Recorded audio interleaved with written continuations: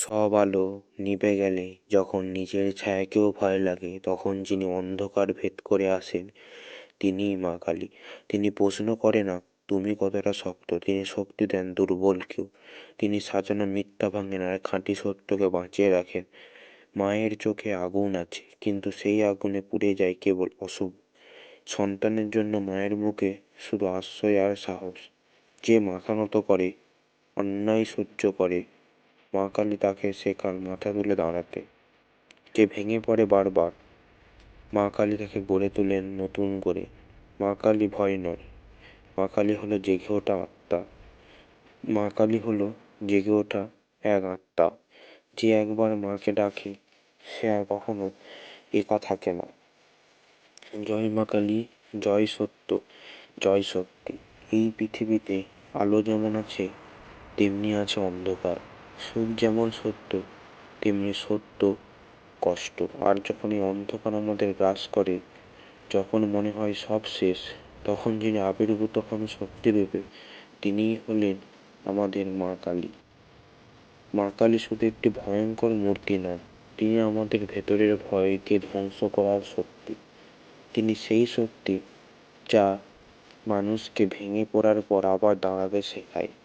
নীলবর্ণ দেহ, মুক্ত কেশ, রক্তবর্ণ জিহ্বা, এই রূপ ভয়ের জন্য নয়।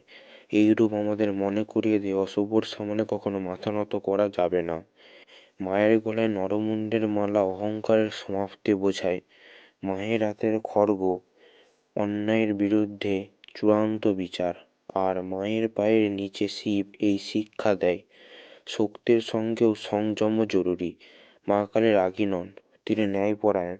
তিনি ধ্বংস করেন না মানুষকে, ধ্বংস করেন মানুষের ভেতরের অন্ধকার। যখন তুমি একা, যখন চারিপাশে কেউ নেই, যখন মনে হয় আর পারছো না, তখন চোখ বন্ধ করে একবার বলো মা। মা কালী ডাক শুনে দৌড়ে আসেন না, তিনি ভেতর থেকে শক্তি জাগিয়ে দেন, যেন তুমি নিজেই হয়ে ওঠো তোমার সবচেয়ে বড় রক্ষা কবচ। মা কালী আমাদের শেখান ভয়কে ভালোবাসতে, কারণ ভয়ের মধ্যে লুকিয়ে থাকা সাহস অন্ধকারকে গ্রহণ করতে, কারণ সেখান থেকেই জন্ম নেয় আলো। আর যদি জীবন কঠিন লাগে, যদি বারবার হারতে হয়, তাহলে মনে রেখো মা কালী তোমার সঙ্গে আছেন, কারণ তুমি দুর্বল নও, তোমার ভেতরে আছে মায়ের শক্তি। জয় মা কালী, জয় শক্তি, জয় সত্য।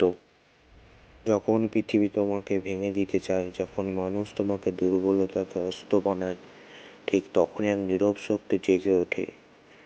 তিনিই হলেন আমাদের মা কালী। মা কালী রাগের দেবী নন, তিনি অন্যায়ের শেষ সীমা। তিনি অন্ধকার ভালোবাসেন না, তিনি অন্ধকারকে শেষ করেন। যে হাত তলোয়ার ধরে, সে হাতে আবার আশ্রয় দেয়। যে জিহ্বা ভয়ঙ্কর, সেই জিহ্বাই সত্য বলে। মা কালী শেখান সবসময় সহ্য করাই মহত্ব নয়, কখনো কখনো দাঁড়ানোই ধর্ম। তিনি বলেন ভয় পেও না সন্তান, আমি আছি তোমার ভেতরের শক্তি হয়ে।